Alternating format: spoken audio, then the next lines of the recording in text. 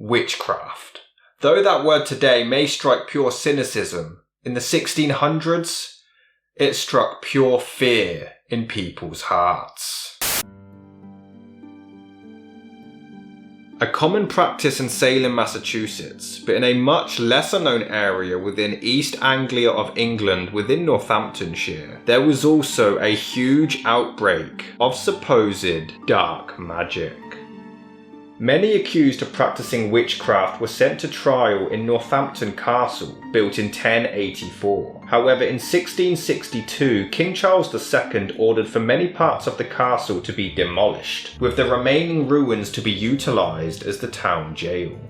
Further demolitions took place in 1879 to make way for the Northampton Castle railway station, but today the only thing that remains is the postern door that once belonged to the entrance to the castle itself. This castle housed the accused witches while they were tried before being sent off for execution. Witchcraft was only popularised in Great Britain in 1468 with Jacob Sprenger and Heinrich Kramer's work Malleus Maleficarum, which is translated to The Hammer of Witchcraft, intending to repel the dark magic and identify the methods to persecute those involved. Regardless of sufficient evidence, if you were accused of witchcraft, you would be put through horrendous torture techniques, such as your heart literally being ripped out and gnawed at, your brain being smashed in with a hammer, your throat being cut with a knife, your head smashed in with an axe, your limbs being burned by red-hot irons, your nose or breasts being pulled out with hot pincers, being hanged upside down in water, or even being torn apart by horses. Agnes Brown and Joan Vaughan were a mother and daughter from Guilsborough. The wife and lord of the manor in the area was Elizabeth Belcher, who had allegedly been upset by Joan. During an argument, Belcher supposedly defended herself and struck back physically with not a great deal of force, but she suddenly recoiled with an excruciating amount of pain. Belcher was convinced that this was an act of witchcraft, and she immediately accused both Joan and her mother Agnes of being witches. Legend has it that, in order to purge a witch's curse, the accused must be scratched and to draw blood. So Elizabeth's brother visited the manor, fully intending to do so, but as he approached the house, he became completely immobilised and was unable to enter. He continuously attempted to move but found it impossible, before suddenly being struck by the exact same pains that his sister had described. This now convinced him that they were practicing witches, and they were both promptly arrested.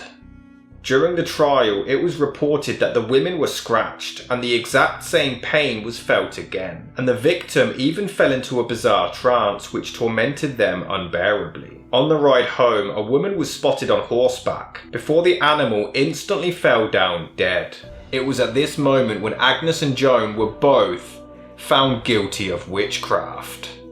Elsewhere in Raunds, a small town just outside of Northampton, a man by the name of Arthur Bill was also accused, as well as his parents, for causing the death of a woman and her cattle. They were tried by having their thumbs being tied to their big toes, and they were then thrown into a pond to see if they would float, thus proving their innocence. According to the legend, Arthur and his family all successfully floated atop the water.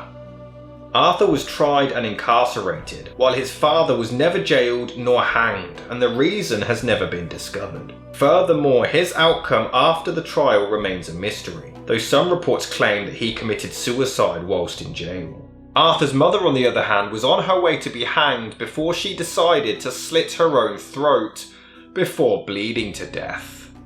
Elsewhere in Thrapston, Helen Jenkinson was accused of murdering a child with dark magic and manifesting snakes and toads onto a midwife who was attempting to search her. Helen, the midwife herself, and another woman, Mary Barber, were all accused of being witches and were all found guilty and hanged in the Abington area of Northampton on July the 22nd, 1612.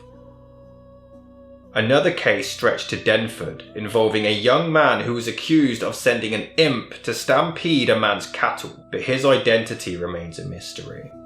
It was in 1645 when Witchfinder General Matthew Hopkins, along with his assistant John Stern, began their mission to cleanse the East Anglia area of witches, trying to find confirmed evidence of dark magic. The pair would become so famous in their efforts that a feature film starring Vincent Price would even be made about them 323 years later. It's been reported that only a handful of supposed witches actually managed to escape the duo. Those who refused to confess to practicing witchcraft were tortured and often starved of food or sleep. The frequent conclusion was them being deprived of this and then forced to walk up and down a small room until they collapsed, which is when they usually confessed to their crimes.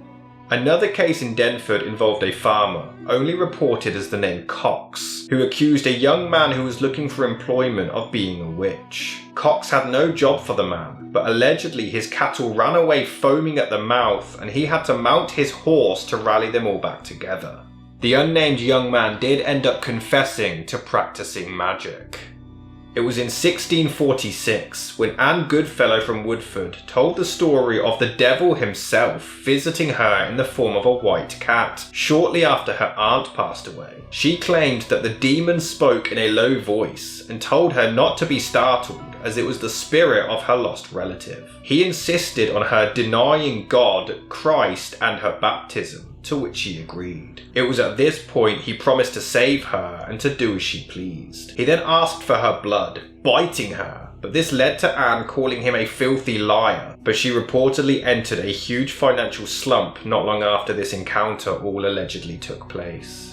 The stories wouldn't get any less bizarre with Elizabeth Curry from Rushden, who claimed that she denied God and then even made love to the devil himself.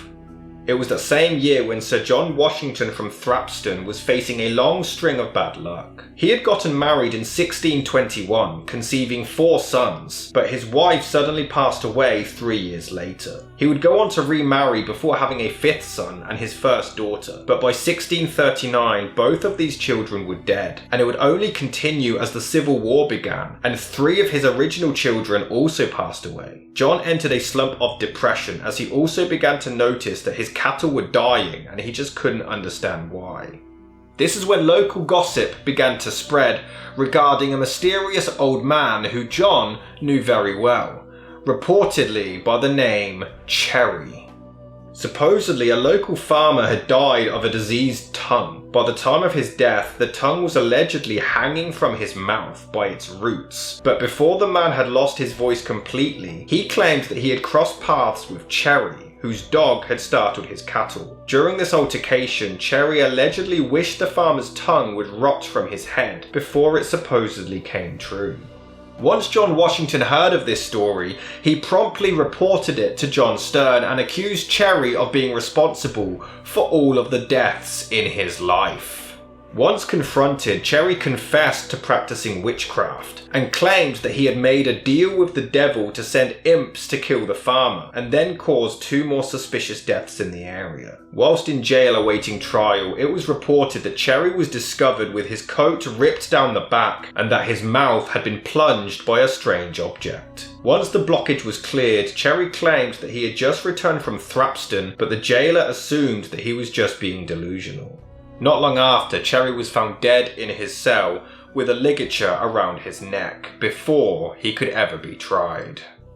Matthew Hopkins passed away before the age of 30, and though he was only reported to have been witch hunting for 3 years, it's reported that he had executed over 300 people, mostly women, for practicing witchcraft. It's also been estimated that 500 were executed during this time period, meaning that Hopkins was responsible for 2/3 of that in only 3 years.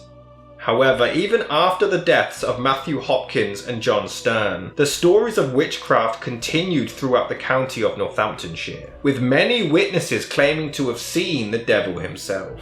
A man by the name of John Winnick in Thrapston claimed to have been visited by Satan in a barn, in the form of a bear which later turned into a rat. Anne Foster was also accused of being a practicing witch after an elderly woman spotted her talking to herself. Furthermore, cattle and horses began to act strangely around her, and she would later, according to her, with the help of her colleague the devil himself, set fire to the home of a farmer named Joseph Whedon in Eastcote, which is just outside of Towcester. After Anne was arrested, she began to swell up in various parts of her body, causing her to scream out in absolute agony, forcing the authorities to untie her. Many visited her during this time and claimed to have seen absolutely nothing. No signs of the devil, no visible signs of distortion on her body, and just a strange noise coming from the woman. She would be hanged in Abington on August the 22nd, 1674.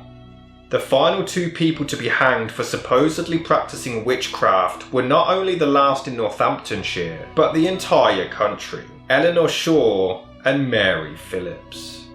The duo were accused of tormenting the wife of a man named Robert Wise from Bennerfield. They supposedly bewitched her until she died, before also murdering a 4-year-old child called Elizabeth Gorman from Glapthorne, a man named Charles Ireland from Southwick, as well as murdering many horses, pigs and sheep.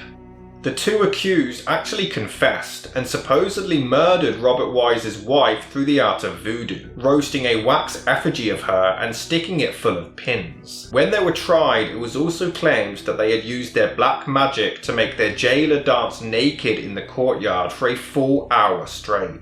They were hanged until they were nearly dead, before being set on fire and burning alive. An eyewitness account at the time confirmed that many people attended the hanging, and the duo let out a loud laughter in the final moments of their lives. But the question remains, were these genuine cases of witchcraft with very real supernatural black magic being used? Or was it all a mass delusion caused by hysteria? The exact location of these horrific executions continues to be visited by hundreds every single day. And despite the Northamptonshire witchcraft trials taking place 378 years ago, we are still all left seeking answers.